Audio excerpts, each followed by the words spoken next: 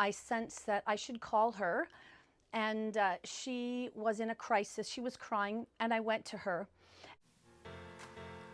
And they overcame him by the blood of the Lamb and by the word of their testimony, and they loved not their lives unto the death.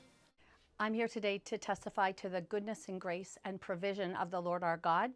There's a woman that I met almost exactly a year ago. I call her friend now. I met her through decorating a wedding. This woman had a really good job in an office doing tracking type of work, logging work with an automotive business, I guess. Several months after we met, I sensed that I should call her, and she was in a crisis. She was crying, and I went to her. And what had happened is she had lost that job. And I had been made aware by her that she was qualified as an EA.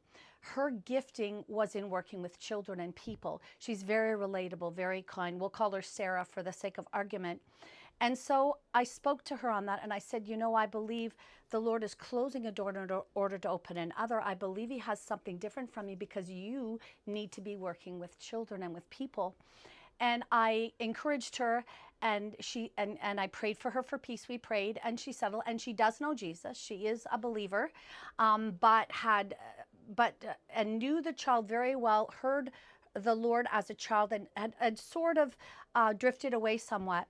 So through our conversations, her relationship had been strengthened. And after that fact, that matter, she applied for a few jobs. She is now working very happily in a full-time position as an educational assistant in the area of her gifting. She is blessed. She was working 2 jobs also with children on a Saturday. And she is doing so very well because, you see, God provides. So when the Lord brings people into our lives, the most important thing for us to do is to love on them and to encourage them and to speak whatever it is that he has us to speak to him.